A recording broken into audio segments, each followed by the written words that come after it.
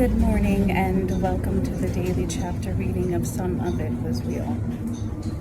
No one wanted you, Max says. Sylvie almost hides her flinched. Why not? Found Heidi crying one day on the back steps of this building.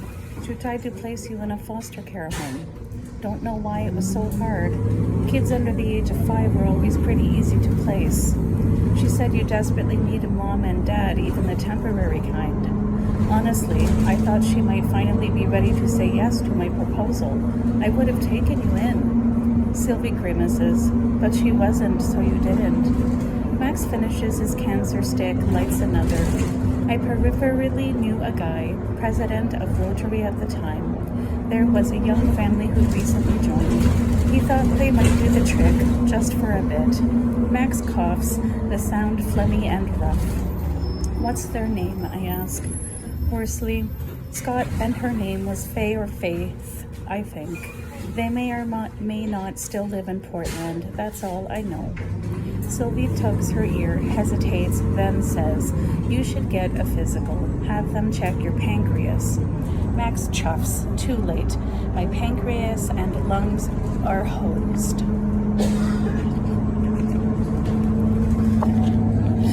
He drops his butt, grinds it beneath the level of a scuffed boot, and heads back into the building. The driving rain eases a bit as we walk back to the hotel. At the corner, Sylvie says, what you started back there with Max? If the writing thing doesn't work out, you could have a promising career as a mentalist. A lot of what they do is intuition. We leap a puddle, cross the street. I almost lost him. You got excited, went too fast. A steady stream of cars clogs the street. We wait for a light to change. A cold gust ruffles Sylvie's hair and the lock falls free. I sweep it from her forehead. My fingers remain and it takes real effort to pull them back. The light changes and we cross the street. I ask, how do you intuit that Max is sick? Sylvie considers her answer.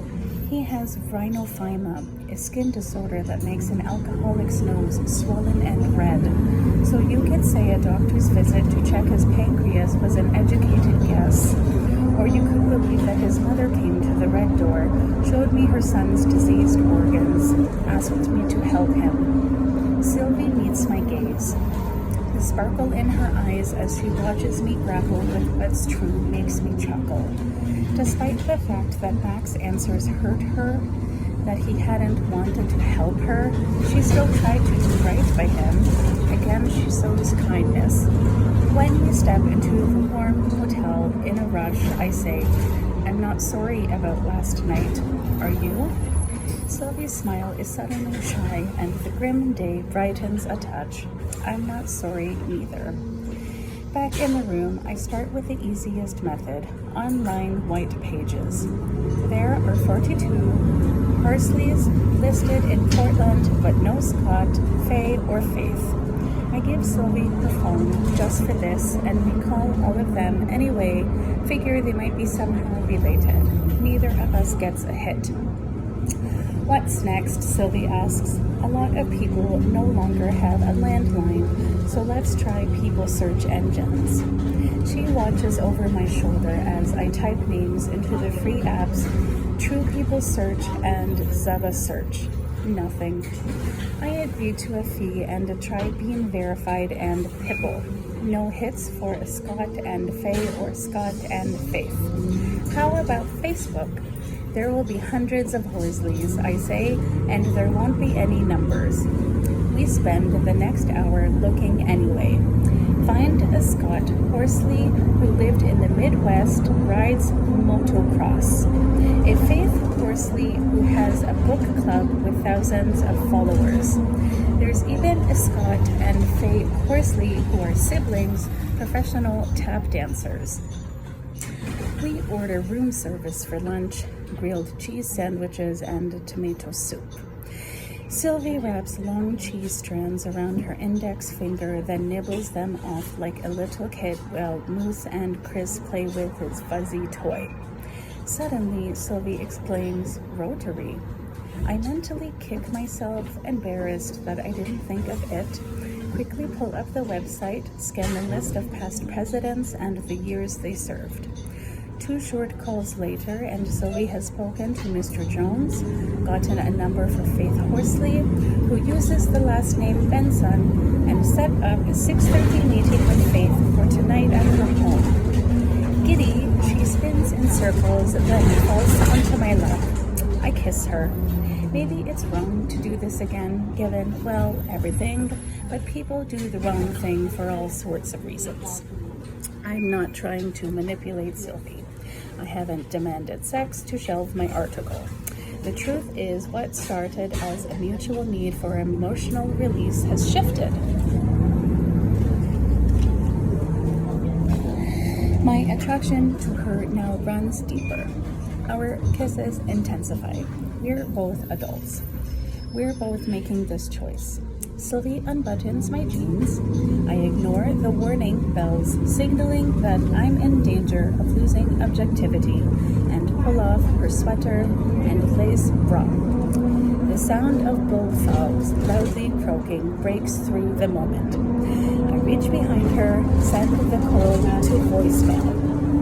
Sylvie stands, wriggles out of her pants, almost trips, getting one leg off, giggles, then straddles me.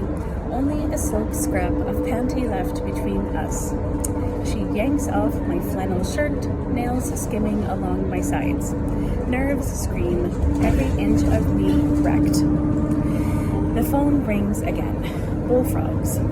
I throw my phone and it hits the wall. Sylvie pulls me free from my boxers, slides a hand down my aft. I'm desperate to be inside her. Again, bullfrogs.